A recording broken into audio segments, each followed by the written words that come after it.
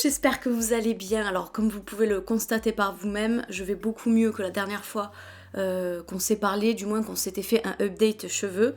Et la raison c'est que en somme il s'est passé beaucoup de choses et qui notamment ont réussi à me rendre un peu le sourire et le moral. Donc c'était important pour moi de partager ça avec vous. Certains ont deviné ce qui s'était passé, ce que j'avais fait, d'autres n'ont pas encore deviné. Et j'espère que quoi qu'il en soit, ça pourra apporter des réponses à certaines d'entre vous qui sont aussi dans le désespoir d'attendre que leurs cheveux poussent. Donc je sais, on le sait toutes, hein, oui, ce ne sont que des cheveux, on se l'entend dire à droite et à gauche. Oui, ce ne sont que des cheveux, oui, ça repousse, oui, il n'y a pas à en faire tout un pataquès. Oui, il y a des personnes qui n'ont pas le choix, qui sont dans une situation bien plus grave que la nôtre, ça c'est clair, c'est indiscutable. Mais il n'empêche que une atteinte psychologique, même si elle est moindre comparée à d'autres situations, d'autres cas plus particuliers, il n'empêche qu'il y a quand même une affectation au niveau du moral et chacun réagit un petit peu à sa façon. Moi je sais que j'ai tendance à réagir de manière assez forte parce que je suis extrêmement sensible. Mais bon, on tente de relativiser, de s'entraider, d'en discuter et heureusement qu'il existe des solutions, surtout à notre ère actuelle où il y a beaucoup de solutions qui sont à notre disposition pour décupler la pousse de nos cheveux.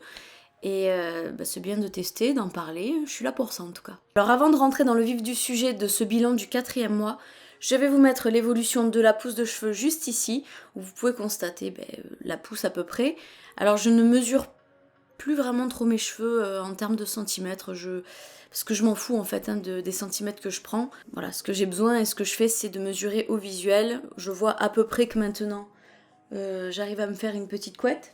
J'arrive même presque à me faire une vraie, hop, vous voyez, à attacher tous les cheveux, mais en queue très basse. Donc je pense que d'ici un mois, j'arriverai déjà à me rattacher les cheveux, et je trouve ça formidable. Ça n'a pas été si long que ça, si on essaie quand même de relativiser, d'être assez objectif, ça n'a pas été si long que ça. Donc c'est quand même en bonne voie. Ensuite, au niveau de tout ce qui était entretien, biotine, les masques, les huiles, etc. Enfin bref, tous les soins et toutes les expériences que je faisais à mes cheveux et que je vous ai déjà mentionné dans les vidéos précédentes, les précédents updates, j'ai tout arrêté. C'est pas que ça marchait pas, c'est que comme je suis arrivée à ce 3e mois où ça n'allait vraiment plus, où je me supportais plus, je n'aimais plus le reflet dans le miroir, et en fait j'ai été découragée brutalement de tout et je me suis dit... à quoi bon ? En fait, à quoi bon gaspiller du temps ? À quoi bon ingurgiter des compléments alimentaires ? À quoi bon tripoter mes cheveux ? À quoi bon faire une fixette en fait ? Et je trouvais que, à force de trop faire mes bains d'huile, de trop prendre soin de mes cheveux comme ça à la virgule près, de monitorer tous les mois, pour vous tous les mois, mais pour moi presque tous les jours en fait, l'évolution de mes cheveux, ça ralentissait considérablement le temps. C'était vraiment devenu trop long, quoi. En fait, il y a une chose que j'ai toujours dit à l'époque où j'avais les cheveux longs et qu'on me posait la question « Comment tu fais pour avoir les cheveux qui poussent aussi vite ? Comment tu fais pour avoir les cheveux aussi longs ?» La réponse que je sortais à tout le monde, c'était « La meilleure façon de faire pousser ses cheveux, c'est de les oublier. » Mais mon Dieu, je n'ai jamais trouvé cette phrase aussi vraie que depuis que je suis dans la situation où j'essaie de les faire pousser vite. J'aurais peut-être dû m'écouter dès le départ, mais c'était compliqué. Bon, maintenant, j'ai quelque chose que je vais vous présenter qui fait que je vais peut-être mieux accepter la transition, mais c'est vrai que des cheveux, si tu veux qu'ils soient hyper longs, faut juste que tu les calcules plus. Ça veut pas dire qu'il va falloir que tu arrêtes de les entretenir, mais bon, à moindre mesure quand même. Voilà, un petit bain d'huile de temps en temps, ça fait pas de mal, mais de là à en faire tous les 2-3 jours... il y a un petit problème quand même. Mais franchement, dans le fond, cette expérience, elle est hyper intéressante parce que ça m'a permis, je trouve, de m'explorer, de tester plein de choses, de basculer parfois d'un extrême à un autre, vous voyez, pour essayer un petit peu de réguler la jauge. C'est super intéressant pour apprendre à se connaître, pour apprendre à se découvrir. C'est pas simple à passer, mais c'est une grande expérience qui va vraiment mettre la patience à rude épreuve. J'espère que ça va me muscler ma patience, justement. Aux dernières nouvelles aussi, dans le précédent update, je vous avais parlé comme quoi j'avais acheté sur Amazon des extensions à clips que j'avais coupées, que j'avais mises, que je trouvais que le résultat était pas si mal que ça.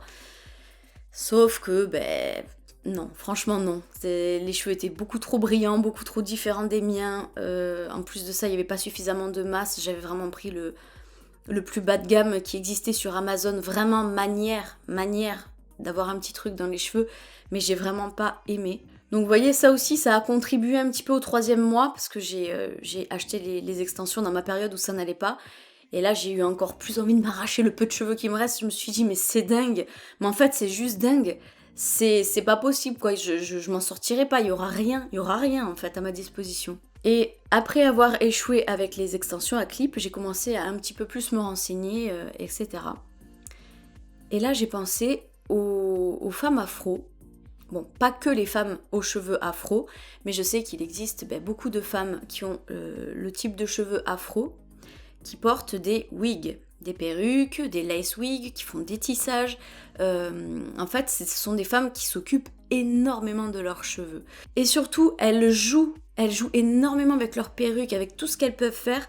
Je me rappelle que quand j'étais petite, dans ma classe en primaire, j'avais une excellente copine qui s'appelait Sandra. Et à chaque fois, elle revenait avec des coiffures différentes, des tissages, des couleurs, des coiffures, mais vraiment, elle était toujours super apprêtée, on peut dire. C'est vrai que pour moi, qui avait toujours soit une tresse, soit une couette, soit les cheveux détachés, quand je voyais Sandra arriver comme ça, en fait, on se demandait toujours, mais qu'est-ce que ça va être la prochaine fois? Et il y avait un genre de fascination autour de ça, et vraiment, j'ai toujours trouvé les femmes aux cheveux afro avec de belles perruques, bien mises, enfin des beaux cheveux, quoi. Elles osent l'extravagance, elles osent le sage, elles osent absolument tous les looks, tous les styles. J'ai quand même eu une petite appréhension au départ, c'est que je me suis dit oui mais bon, peut-être que ça leur va bien à elles qui ont une peau beaucoup plus foncée que la mienne. Parce que je me disais on n'a pas vraiment l'habitude de voir une blanche avec ses perruques utilisées par les femmes aux cheveux afro ou bien même des tissages. Ces choses-là, j'avais peur vraiment que ça jure en fait avec mon apparence. En réfléchissant en fait, je me suis remémorer que sur Instagram, je suis le compte d'une maman qui est une juive orthodoxe de confession. Donc en fait, une femme juive orthodoxe, lorsqu'elle se marie, elle a pour devoir de cacher ses cheveux naturels. Voilà, les cheveux naturels ne sont que pour son mari. Et ce qu'elles font, c'est qu'elles se couvrent la tête avec des perruques cachères. Donc en fait, ce sont des perruques franchement extrêmement naturelles du type lace wig. Et en fait, elle se couvre la tête tout le temps avec des perruques. Et cette femme, cette maman que je suis justement sur Instagram, je la vois toujours avec de super beaux cheveux volumineux. Bref, elle change de coiffure comme elle l'entend. Et en fait, ça m'a permis d'avoir un aperçu parce que cette femme, elle est aussi blanche que moi, elle a les yeux vraiment très bleus.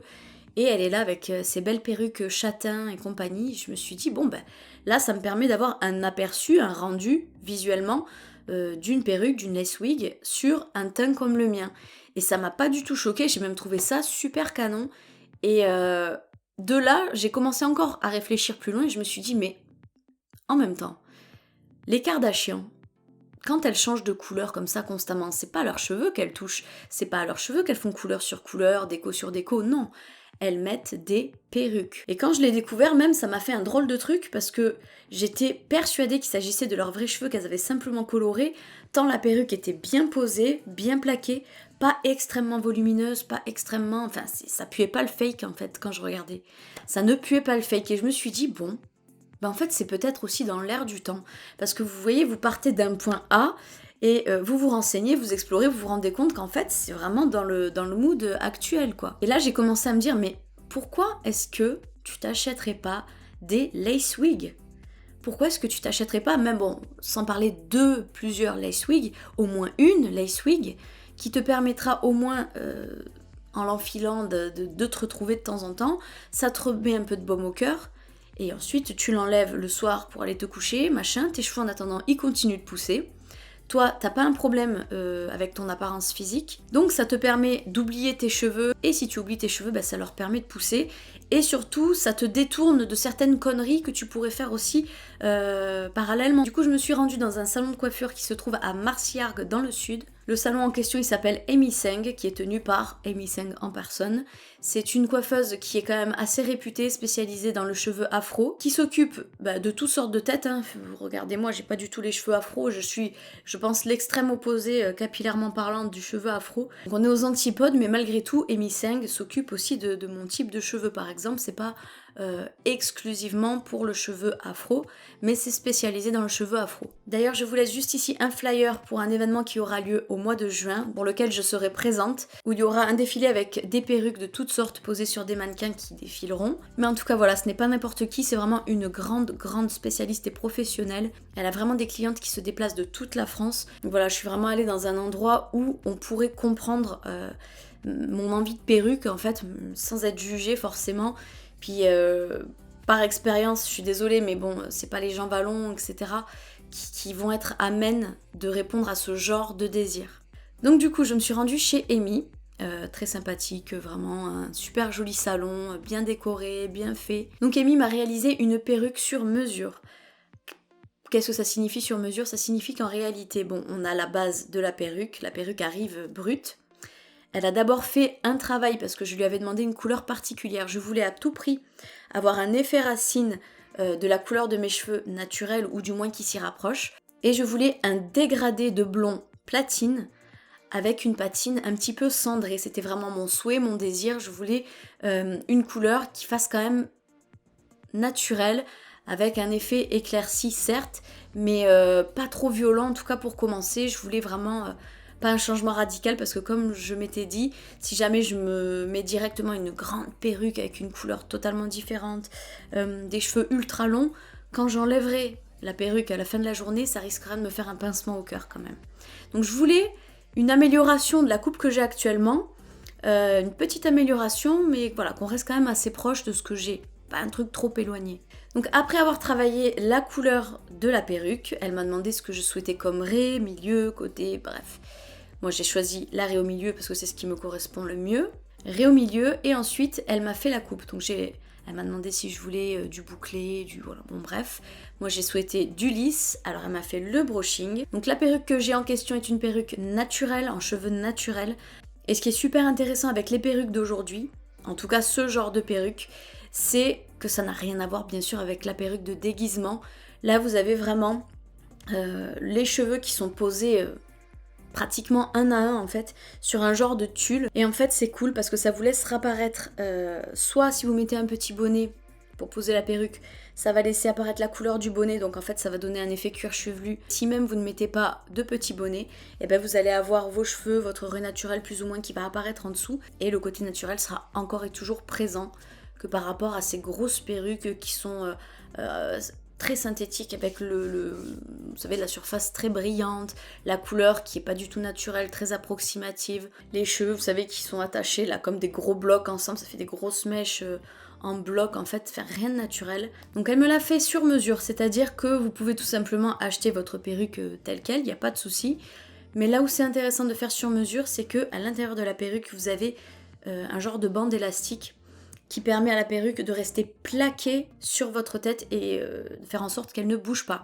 Il y a même des cols qui existent où vous pouvez coller un petit peu les extrémités de façon à ce qu'elles bougent encore moins, qu'elles tiennent vraiment super bien toute la journée. Ça, je trouve ça hyper intéressant. Et voilà, au niveau du rendu, après, c'est complètement naturel, en tout cas moi je trouve.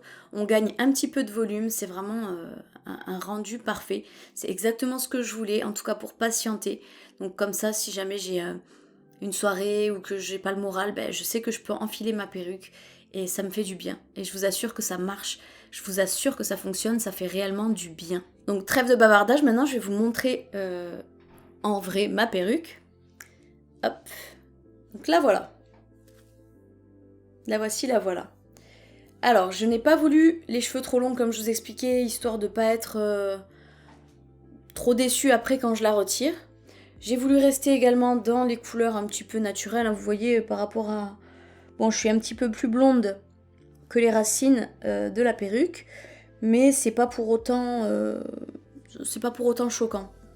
Donc je vous avais parlé du tulle, en fait, comme quoi le cheveu était cousu sur du tulle. Donc vous voyez, là, ce sont mes doigts qu'on voit en transparence, parce qu'en fait, vous avez le tulle qui... je sais pas comment vous dire, mais en gros, qui imite super bien le cheveu, comme s'il poussait depuis votre cuir chevelu, quoi. C'est trop bien fait. Puis regardez, on dirait vraiment des cheveux... c'est impressionnant, ça c'est les mèches de l'avant. Et la couleur est trop bien travaillée, trop belle. Donc je vais l'essayer pour vous montrer ce que ça donne. Non, avant de l'essayer, je vous montre quand même l'intérieur. Là, vous voyez, je vous parlais des bandes, les fameuses bandes. qui servent à retenir la perruque correctement sur votre crâne, à bien plaquer ça. Hop, allez, c'est parti. Et voilà le résultat. Bon, là, je voulais enfiler vraiment vite fait. On a vraiment un gros volume. Mais en gros, vous voyez, si je me mets une petite pince comme ça à l'arrière, j'ai quand même une super jolie coupe. Voilà. Vous voyez? On dirait pas trop mes cheveux quand même. Ouais, moi, je suis bluffée. Encore, je l'ai pas mise comme il faut. Vous voyez, j'ai pas rentré les cheveux dedans ou quoi. C'est juste une manière de vous montrer à peu près. Mais hop, voilà, moi, j'aime bien faire comme ça. La mèche là. Ah, ça, c'est le look qui me plaît le plus là en ce moment. Voilà. On refait un petit tour, je vous montre. Hop, hop, hop. Je vais tourner.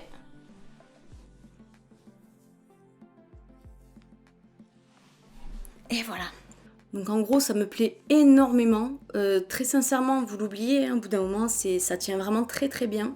Si jamais vous avez des enfants et que, comme moi, vous craignez un petit peu qu'ils tirent sur la perruque, inévitablement, si on tire dessus, elle va bouger. Elle va bouger. Donc c'est pour ça que ça peut être pratique d'avoir la colle en fait spéciale perruque pour essayer de la fixer un maximum. Mais en réalité, voilà quoi, vous voyez, même en tirant... Non, même en tirant, ça va. On peut pas dire que ça va s'arracher d'un seul coup. Voilà, donc c'était le bilan de ce 4e mois. J'espère que je vous aurai appris, vous fait découvrir en tout cas quelque chose. N'hésitez pas à vous renseigner en barre d'infos sur directement la page de Amy Seng. Et je vous dis à très bientôt pour une prochaine vidéo et donc aussi pour un prochain update. Gros bisous, bye bye.